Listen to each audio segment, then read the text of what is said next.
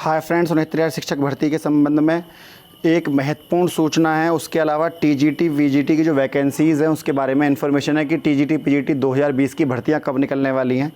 इसके बारे में जो ऑर्डर आएगा इसके संबंध में कि कोर्ट की छुट्टियां पड़ी हुई हैं और खंड शिक्षा अधिकारी के बारे में विशेष सूचना, एक एक करके सभी सूचनाओं को इस वीडियो के माध्यम से कवर करते हैं। सबसे पहले हम बात करते हैं कि जो आपका, चलिए पहले टीजीटी पीजीटी के बारे में बात कर लेते हैं। तो प्रेस विज्ञप्ति जारी हुई है। इसके तहत माध्यमिक शिक्षा सेवा चयन बोर्ड द्वारा प्रतियोगी छात्रों द्वारा नए विज्ञापन को लेकर कुछ अन्य मुद्दों को लेकर चयन बोर्ड का घेराव किया गया। चयन बोर्ड के आदरणीय अध्यक्ष महोदय के अनुपस्थित रहने के कारण डिप्टी सचिव नवल किशोर जी ने 9 सदस्यीय प्रतिनिधि मंडल जाकर मिला और उनके सम्मुख अपनी मांगों को लेकर एक विज्ञापन प्रस्तुत किया गया।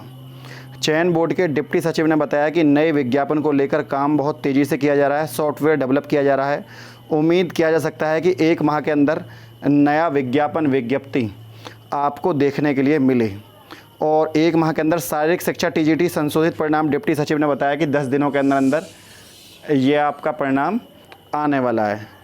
इसके अलावा अंदर संशोधित परिणाम जारी कर दिया जाएगा। मतलब जो शारीरिक परीक्षा के टीजीटी पीजीटी के जो शिक्षकों की भर्ती रुकी हुई थी उस पर भी अंतिम परिणाम आने वाला है। प्रवक्ता अंग्रेजी के 2 छूटे हुए अभ्यर्थियों के इंटरव्यू कराने को लेकर उनका कहना था कि अध्यक्ष महोदय के संज्ञान में मामला आ गया है। टीजीटी अंग्रेजी के चल रहे इंटरव्यू के साथ साथ प्रवक्ता अंग्रेजी के बचे हुए इंटरव्यू भी करा लिए जाएंगे। सामाजिक विज्ञान खंड के मामले पर उन्होंने बताया कि सिंगल बेंच के आदेश को लेकर चयन बोर्ड डबल बेंच गया हुआ है और उसके आदेश का अनुपालन में कार्रवाई की जाएगी। विक्की खान के आग्रह पर डिप्टी सचिव का कहना था कि पुनर्मूल्यांकन करके इनको तुरंत ही निस्तारित कर दिया जाएगा।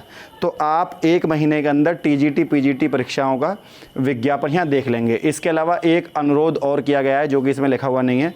अनुरोध ये था कि लास्ट भर्तियों में टीजीटी पीजीटी में जो छात्र नौकरी कर रहे हैं उनसे पूछा जाएगा कि आप दोबारा से फॉर्म क्यों फिल कर रहे हैं, किस कारण से आप दोबारा ये फॉर्म भर रहे हैं। अगर वो कारण अनुचित लगता है तो उस कारण को अनुचित मानते हुए भर्ती परीक्षा को कैंसिल कर दिया जाएगा। मतलब उस अभ्यर्थी का अभ्यर्थन निरस्त कर दिया जाएगा।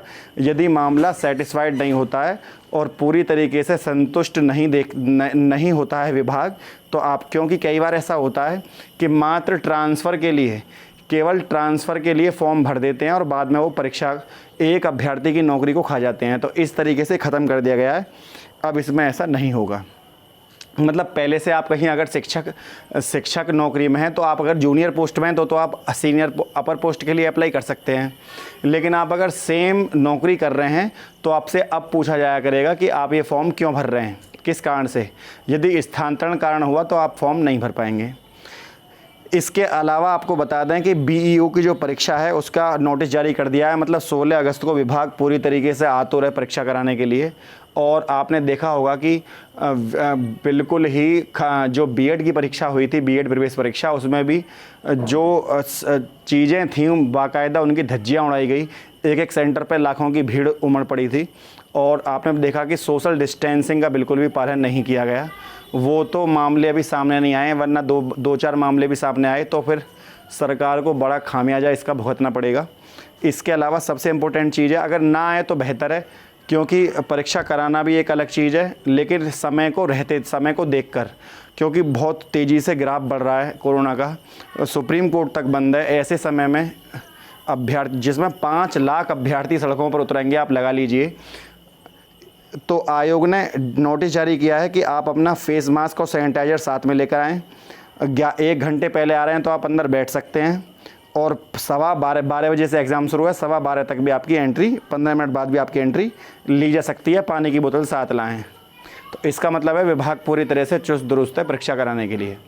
बाकी जैसा भी होता है, हालांकि मामला कोर्ट में है और खंड शिक्षा अधिकारी की परीक्षा को निरस्त कराने के लिए अभ्यर्थी कोर्ट पहुंच चुके हैं कि कैसे करके ये परीक्षा ना हो, फिलहाल के लिए टाल दी जाए, चाहे विभाग इसे बाद में ले ले। दूसरा, सेंटर बहुत कम बनाए गए हैं और कम सेंटरों पर 5 लाख अभ्यर्थी, इसमें इम्पोर्टेंट ये होता, अच्छा कार्य ये होता कि अपने ही गृह जनपद में अभ्यर्थी को परीक्षा देने का मौका मिलता तो थोड़ी सी समस्या कम होती।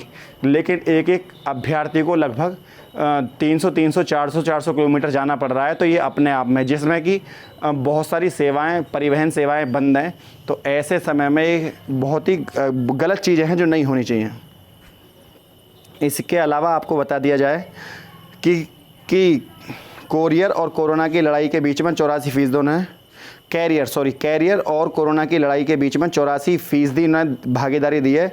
बीएड प्रवेश परीक्षा में 3 बुखार वाले भी आए थे, तो ये आप देख लीजिए, इस तरह की चीज़ें आप सामने आ रही हैं। इसके अलावा आपको बता दें कि संशोधन के खिलाफ जो बीएड में जो 69,000 शिक्षक भर्ती में संशोधन हो रहे हैं, 69,000 शिक्षक भर्ती में किसी भी प्रकार का संशोधन है तो उन संशोधन के खिलाफ यहाँ सरकार पूरी तरीके से आतुर है और सरकार किसी भी तरह का संशोधन यहाँ पर नहीं चाहती है।